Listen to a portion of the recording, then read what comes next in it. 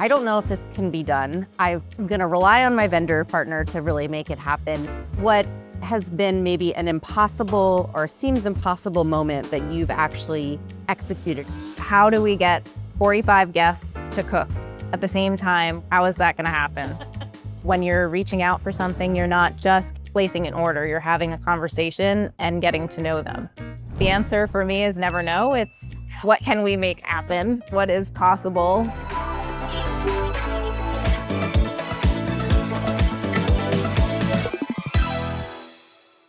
All right, well, Melis, I'm so excited to have you on Event Planner Confessions, our Senior Director of Creative Partnerships here at Cohera. And I want to dive in because I know you obviously are on the international board of ILEA. And really that's about being in the room as you kind of get into the global events industry. And I would love to know what conversations are happening at that level that an average partner is not really hearing about. What can you give us some insider knowledge on? Well, first of all, thank you for having me on the podcast. I'm so excited to be here. I love this podcast so much. Yay! Well, you know, we enjoy it too. I'm grateful to be here.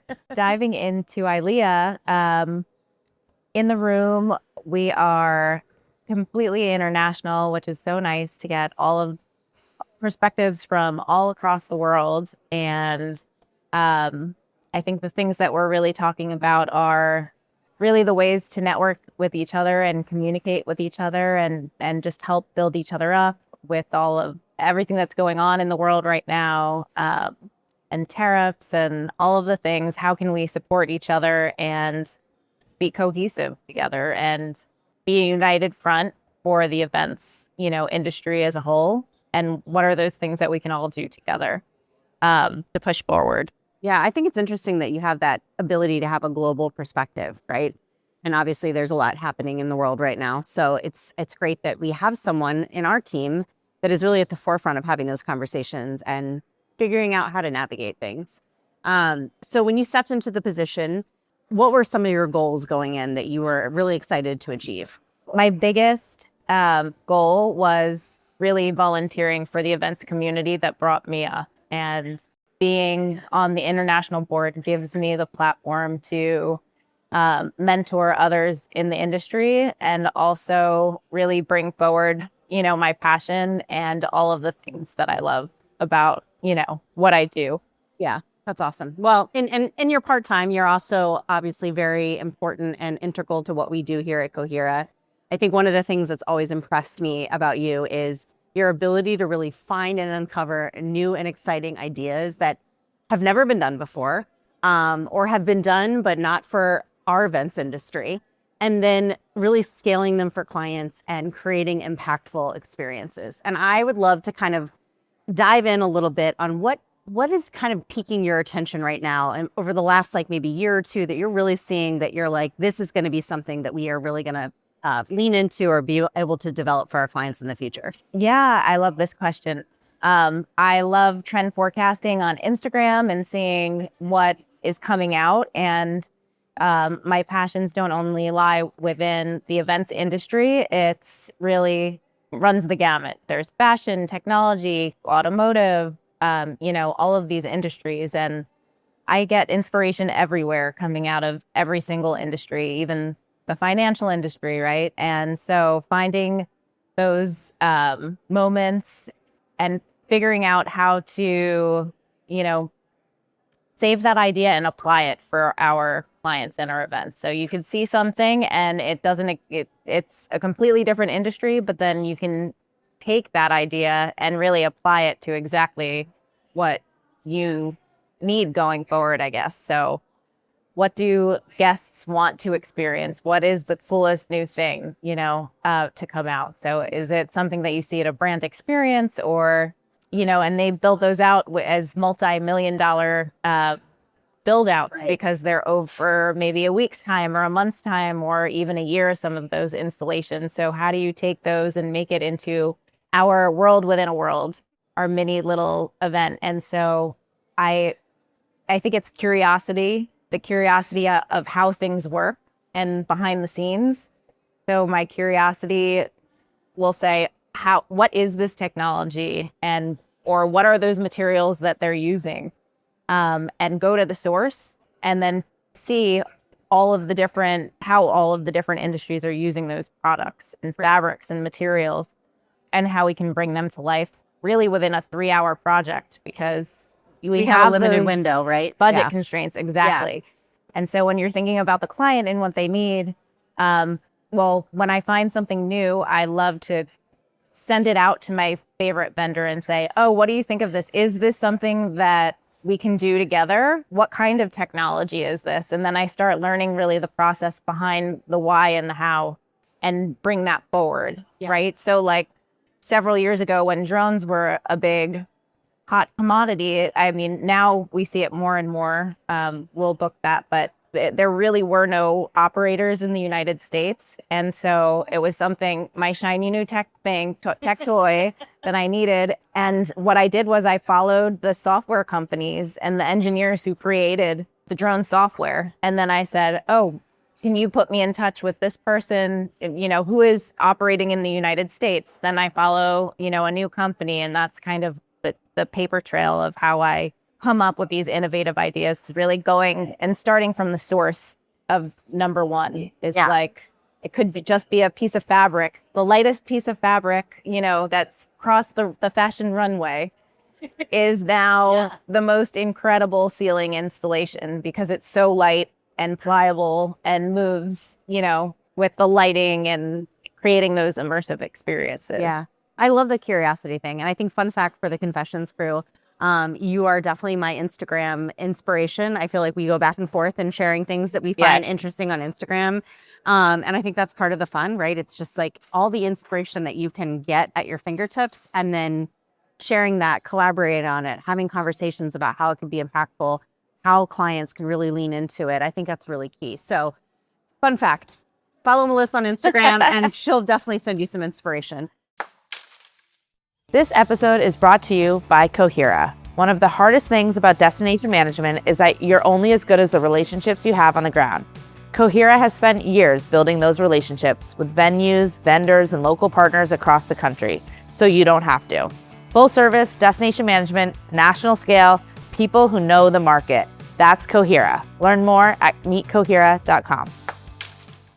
Walk me through what has been maybe an impossible or seems impossible moment that you've actually executed in your career.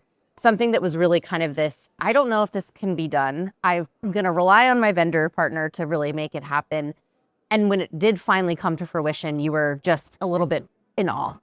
Absolutely. So there's one event in particular that comes to mind, and that is our client really wanted an interactive guest experience. And they had a Food Network chef that they hired, and the hotel would only provide them, the hotel wanted just a demo for the chef to cook in front of the guests. And, that's really not an interactive experience. And we're all about personalization and really feeling like you're immersed in the experience. And when you're just watching a show, you're not hands-on, you don't feel it, it's not visceral, you're not in the moment.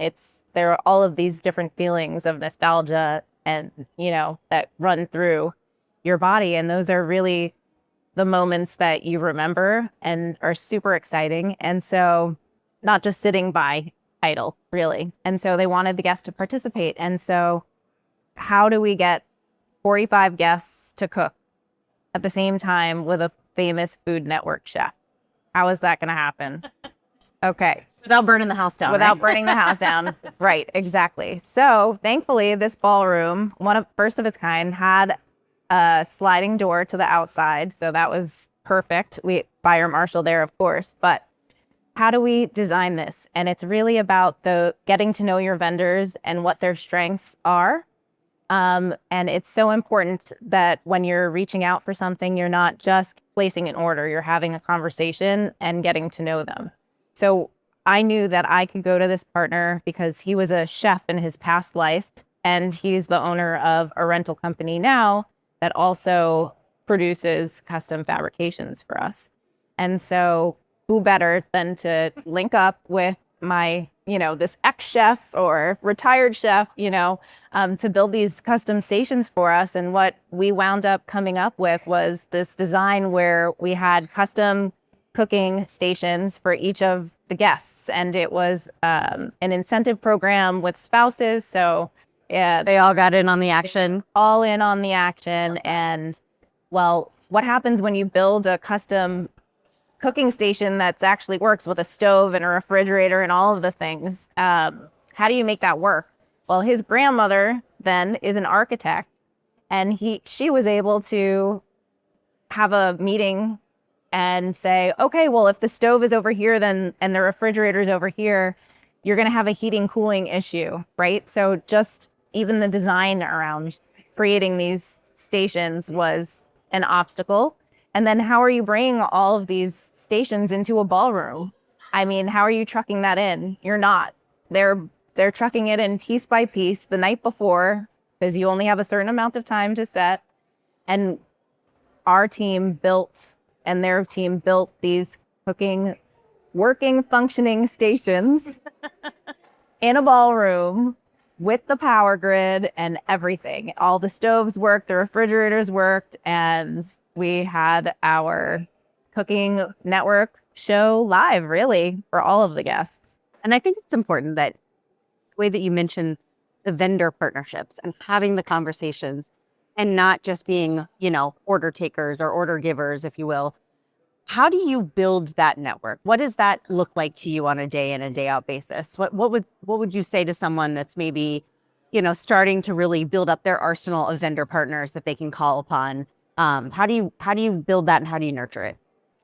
Picking up the phone is a great way to do it. I know maybe some of the younger generation wants to text, and that's okay too. I mean, I've met amazing vendors just simply by seeing something on Instagram that I loved and sending a message and reaching out and just starting that conversation to say, oh, I love this. I'd love to partner with you. Let's hop on a call and chat. And so I think that's really where it starts. And you've been doing this for a few years now.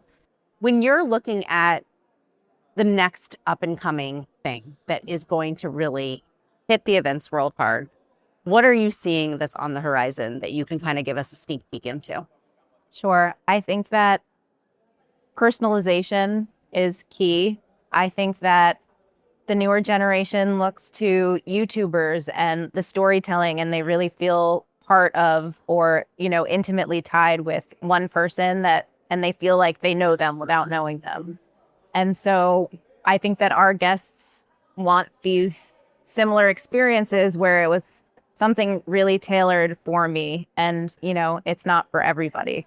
Those personal touches and creating those immersive experiences for them using all of the senses and really just thinking about who that audience is. And also there's, neuro diversity that comes into play with that, because not everybody likes something loud. Maybe there needs to be, a wellness lounge or some place silent where somebody can talk. I know that I prefer to network with somebody when it's a little more quiet because I can hear my thoughts and I'm not as distracted, and, just creating those really preferences for everybody. Yeah, I think personalization is definitely something that we're seeing a big trend. And I think the other piece too is it's the layering aspect. It's taking that one element, but then adding in the layers on top of it.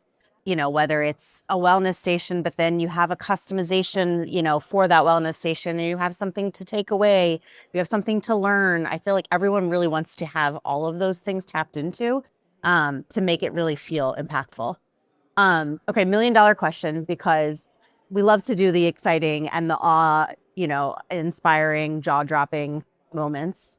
How do you then manage client budgets when we know that there's going to be an opportunity for a big impact? We want to try something new and different, but the client maybe has a little bit of, guardrails around their budget. It's a vendor partnership, and we have to be transparent with our partners and just let them know, this is the budget that I have to work with. How can we work together on this? Maybe it's scaling something down, or maybe it's, business in the future, but it depends on the audience that they're in front of. So you get an amazing ROI typically those events that I'm planning are for meeting planners. And so that is their core group. Those are the people who will be, reselling this experience to their groups. And so really it's a showcase and a value for them to be seen and, create an amazing experience so that they can then bring it back to their company. So it filters back twofold. Yeah, using those partnerships to kind of leverage the opportunity.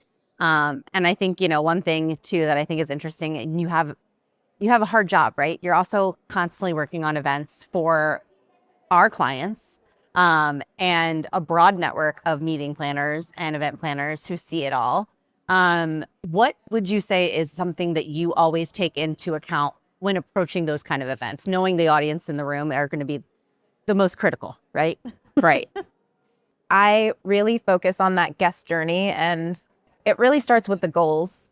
What are the client's goals and who is the audience? And those meeting planners, it's not always something that they would want to experience. It's really what their end clients want to experience also. So we have to keep that in mind as well. And it's just a balance. Okay. This is my favorite time of any segment. I'd love to hear from you, because we are Event Planner Confessions. A little bit about maybe a confession moment that you have from your previous event world, and lay it on me. Give me something juicy. So one time we had a client that said, the hotel told us that we cannot bring seaplanes to the docks by the yachts, and we have to have a seaplane experience, and we want it to come to the hotel and pick us up. So how can we make that work? What can we do? And I'm scratching my head, like, the hotel already said no. How am I getting a seaplane? There's an intercoastal bridge, so the seaplane lands. Logistically, it cannot fit through this bridge, and it cannot land over it. There's not enough runway on the water for this to happen. So you go to Google Maps, you search it out, and you figure it out, because the answer for me is never no. It's, okay, what can we make happen? What is possible? And at the end of the day, we were able to figure out taking a tenor boat under the intercoastal bridge, into the lake, into the seaplane for their water takeoff. And that was incredibly difficult. And honestly, in the end, they were like, oh, that's really complicated. Never mind, we'll leave from the airport. So So after all that, you figure out the solution, you try to make it work, and they opt for the easier opportunity. Wow. Well, this has been really great having you on the show. I really appreciate you coming to chat with me. And, just always excited to hear how your brain works, because I think you're one of the most creative people we have on our team. So thank you so much. Thank you. I appreciate it. Super grateful. If you're getting value out of this conversation, the best thing you can do is hit subscribe. Event Planner Confessions, powered by Cohera, drops new episodes every other week with the people, ideas, and activations shaping the future of this industry. And if you want to see what Cohera is actually building behind the scenes, head to meetcohera.com. We'll see you on the next one.